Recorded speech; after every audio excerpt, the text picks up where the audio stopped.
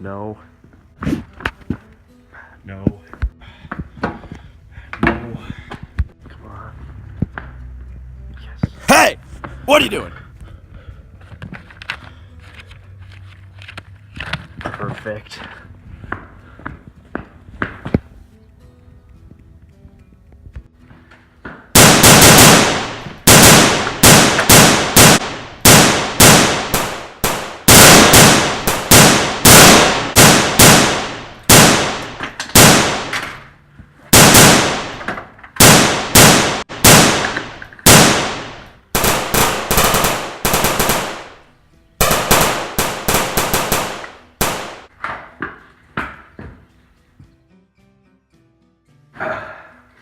Hey everybody, welcome to another episode of Coffee with Carson. Alright, now today I'm hiding in a safe house from a worldwide terrorist group known as the Global Winds, and they're trying to kill me. Today I broke into one of their warehouses and stole some top secret plans. But what they're trying to do and who they are. So today I'm going to share with you what exactly are global winds, and what exactly are local winds like myself. So the global winds are a worldwide terrorist organization using the power of weather to wipe out mankind, which means like wiping out like 75% of the whole entire planet. I'm working for the local winds, which is trying to stop that. All right, we're trying to keep it local. You know, we're trying to end the global winds and bring back peace to the world. But to understand global winds or local winds, first we're going to have to talk about high pressure and low pressure systems. High pressure systems are present when hot air cools.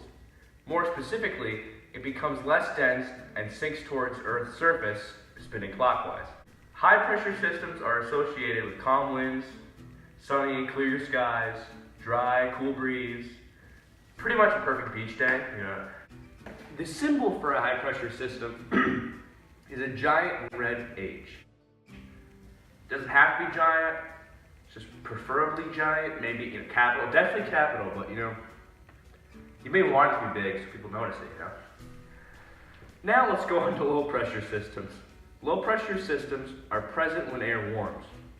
It becomes less dense, spinning counterclockwise as it rises above Earth's surface.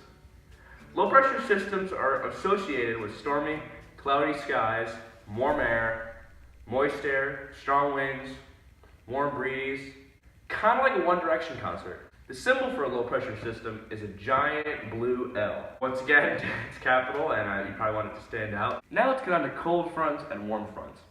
A cold front is when a cold air mass replaces a warm air mass. Air behind the front is drier, colder, more dense, along with higher air edge of the front. On the leading edge, we typically have thunderstorms and showers. The symbol for a cold front is a spiked blue triangle. Now let's talk about warm fronts. Warm fronts, contrary to cold fronts, are warm air masses replacing a cold air mass. Air behind the front is moist, less dense, warm, and it's in a low pressure system.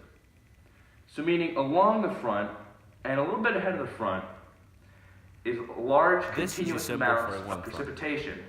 When warm fronts and cold fronts meet, typically the warm air rises above the cold front, and the moist, warm air turns into precipitation and falls down to Earth.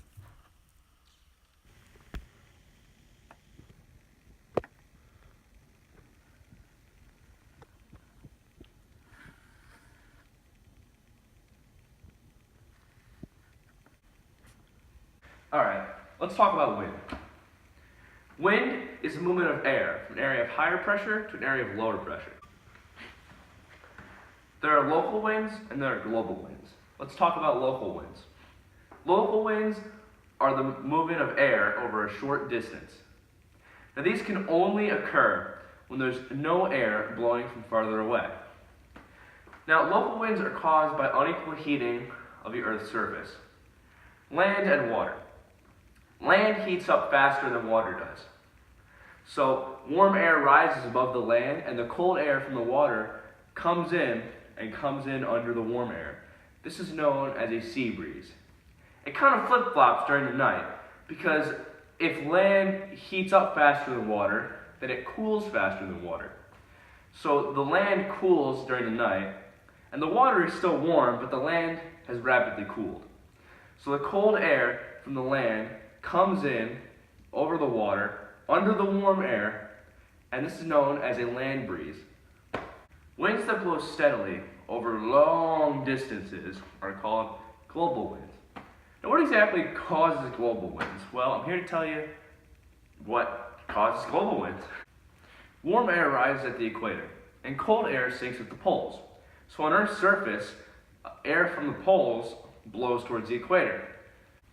The movement of air between the poles and the equator is what causes global winds. Because the Earth is rotating, I'm not going to argue that, because the Earth is rotating, the winds do not go in a straight path. This is called the Coriolis effect. In the northern hemisphere, winds curve to the right. In the southern hemisphere, the winds curve to the left. Alright fellas, I'm going to head out before I get killed. It was a good episode. I'll see you next time on Coffee with Carson.